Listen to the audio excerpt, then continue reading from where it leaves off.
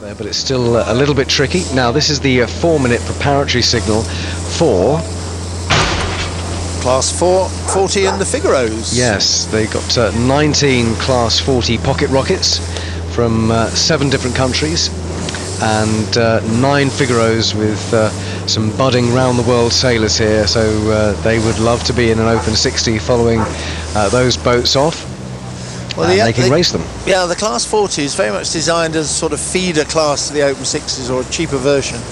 And they've got some pretty good racing going on for the Class 40s now. There's an awful lot of them around the place, and they're going to be there. We've also got, as I say, the Figaros. Now, there's a lot of Artemis Figaros that we've seen during Cowes Week, and they're a training school, if you like, for budding single-handed sailors. So they've got a joint start at 20 past 12. 3 minutes to go. Just having a look at one of the older Class 40s, GBR 97. I think that's Mark Denton, isn't it? Okay. GBR 47. 97. 97 is Julian Metherell and Mark Denton. Yeah, that's and Mark. Fortissimo.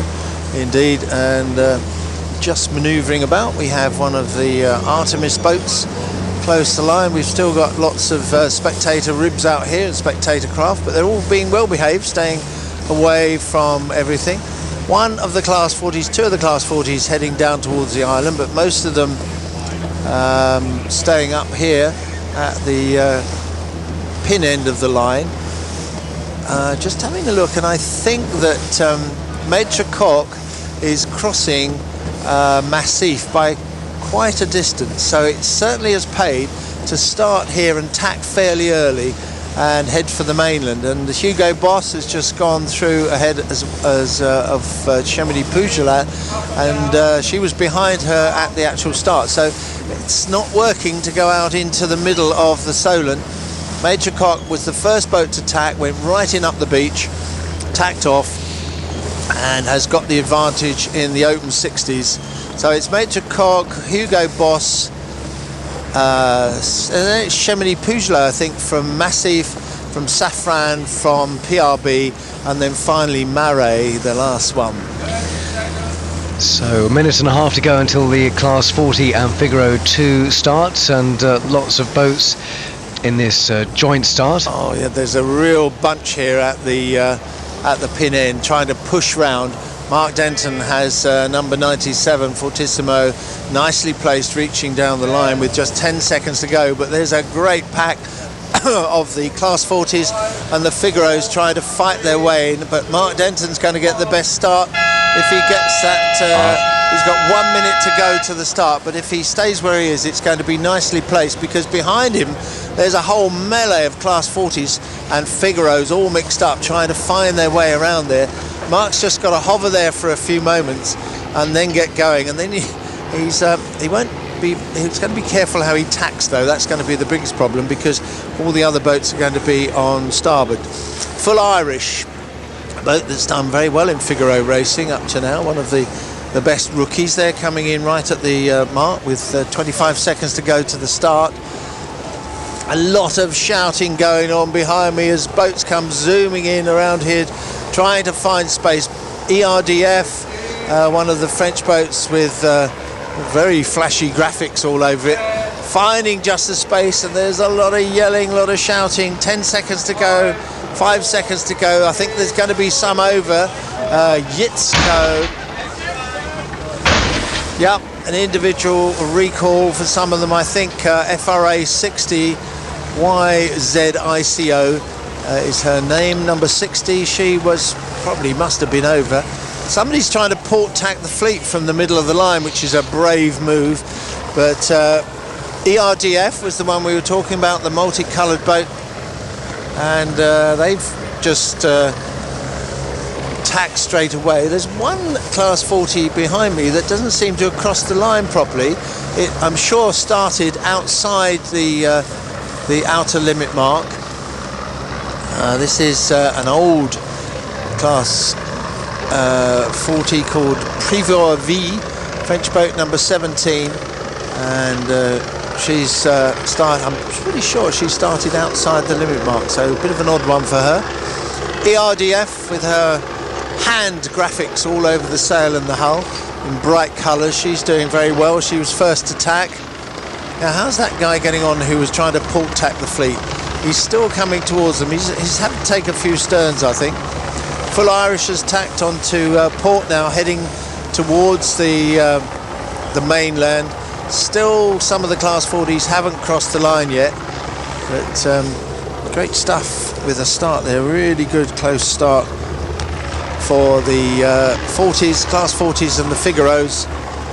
The Figaros, of course, much smaller, less sail area, so we'd expect the wide, powerful Class 40s to overtake them. Beautiful sight for photographers, sunshine on the boats and heavy black clouds overhead. There's Full Irish. David Kefnick is the man in that boat, and he's had some good results in the Figaros, and he's actually leading the Figaro class at the moment. So Full Irish with David Kefnick, he's the leader in the Figaros. Momentum Ocean Racing just coming past here. One boat I haven't seen is 40 Degrees, but she's probably there somewhere. But ERDF is the boat that's leading them all into the mainland shore. The Figaros all in a bunch together, and then the Class 40s spread out down the line as they get going. And it's nip and tuck for some of those. It's really just sort of a few feet between the boats as they fight it out on the first exciting bit of their race. 611 miles round the Fastnet Rock, finish at Plymouth. And that is the Rolex Fastnet Race 2013. Now, what happened to Mark Denton in number 92? He had a good start. He was sitting right on the line. Got there perhaps a touch early, about a minute to go. And there he is. He's now tacked onto port in the middle of the fleet. And there's still quite a bunch of boats behind him, so he's doing quite well. That's number 97, Fortissimo, and an old friend of ours. Big black clouds up ahead, building up on the wind as well, because we got a good 10 knots of breeze now. The Class 40s with their twin rudders, they have wide sterns, a rudder on each corner, and their windward rudders coming out of the water as the boats heel to the breeze, and these full sail plans with their square tops. Mainly a French class. There's a Dutch boat, there's a few UK ones, and some from Spain, but mainly it's the French boats in the Class 40s. You were saying there was how many different countries did you say, Simon? They've got in the Class 40s, they've got 7 different countries represented there. Oh, there's one even from Norway. I've just seen that. El Mook from Norway. These helicopters are noisy, aren't they? Well, it's a great range of ages of both the competitors and the yachts, and the next starters in IRC4. For some of us, it's what the Rolex Fastnet Race is all about, because we've got such a great collection of boats here, from Sigma 33s to X34s and Daler 34s and all sorts in here, and it's the biggest class, IRC4, in the Rolex Fastnet Race 2013. It's approaching 5 minutes until their start. They will be starting at 12:30, and the sun goes in, but the breeze is reasonably good, isn't it? Yeah, the breeze is quite nice, sort of settled in at a nice sort of 8 knots really. Plenty enough to sail, get everybody moving.